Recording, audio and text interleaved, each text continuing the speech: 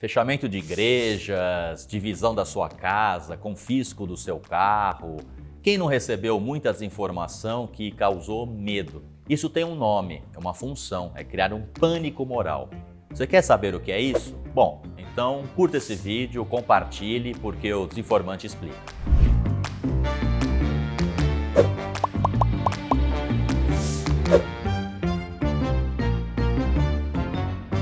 Muito da desinformação que circula nas redes tem uma função clara, é uma função de estimular o medo.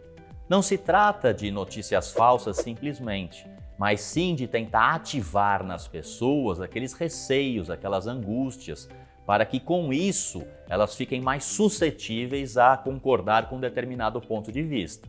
As pautas de costume ou as pautas morais são certamente levantadas para criar esse tipo de estímulo.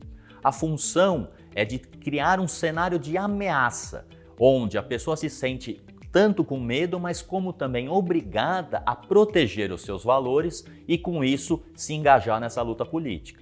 O conceito de pânico moral não é novo. Dentro da psicologia, você já tem trabalhos desde o final do século XIX e no começo do século XX também, incluindo o trabalho de Sigmund Freud. Na sociologia, esse tema também se desenvolveu com trabalhos de Marshall McLuhan na década de 50 e 60. Um estudo que vale a pena citar é um estudo feito em 1972 por Stanley Cohen. O nome desse estudo é Folk Devils and Moral Panics. Numa tradução livre, seriam demônios folclóricos e pânicos morais. Segundo o pesquisador Stanley Cohen, um pânico moral ocorre quando, abre aspas, uma condição, episódio, pessoa ou grupo de pessoas surge e acaba sendo definido como uma ameaça aos valores e interesses sociais.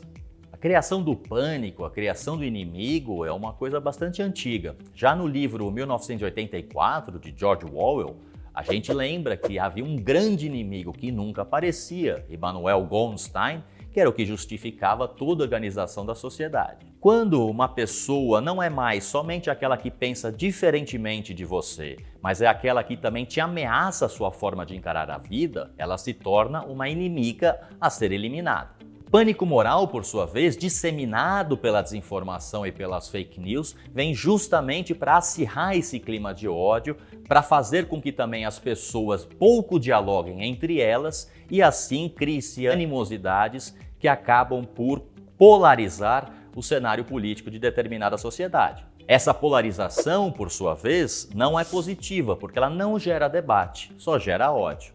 Uma coisa importante de ressaltar é que quando esses estudos foram feitos sobre pânico moral em meados do século XX, eles estavam trabalhando com o conceito ainda de mídia de massa, com a TV, filmes, etc. Hoje o cenário mudou. Com as plataformas, as redes sociais e a capacidade de produção de conteúdos, os conteúdos desinformativos que geram pânico circulam de uma forma muito mais rápida e muito mais agressiva. O importante de entender esse conceito é que muitas vezes a desinformação ela não está só para te confundir, ela está para te amedrontar. Não é necessário reforçar que boa parte dessas informações não tem o mínimo de lastro com a realidade, são invenções. Por isso mesmo que o pesquisador americano citou de demônios folclóricos. Vale lembrar que esses demônios folclóricos podem ser pessoas, partidos, ideias, etc. Já mais recentemente, alguns outros temas que ajudam na construção desse pânico moral foram sendo formulados e identificados. Um deles são os perigos ocultos nas novas tecnologias. Isso nos soa muito familiar quando a gente discute as vacinas. Um outro é de um estranho mal que manipula as pessoas inocentes. Ou seja, uma grande mente maligna por trás da ingenuidade do cidadão comum. E o terceiro é a boa e velha teoria conspiratória dos grandes planos malignos de comando e controle social e mundial. Por fim, o que é importante ressaltar e a gente tomar cuidado é que quando a gente tem pânico, quando a gente se sente ameaçado, a gente se torna mais agressivo. O fomento desse pânico moral está atrelado também ao aumento dos discursos de ódio.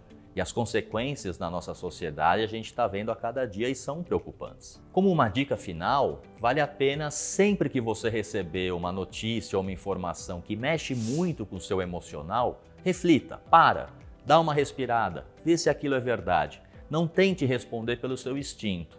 Cultivar um ambiente de debate mais fraterno é fundamental na manutenção da democracia e, mais do que nunca, a gente está precisando disso. Curtiu esse vídeo?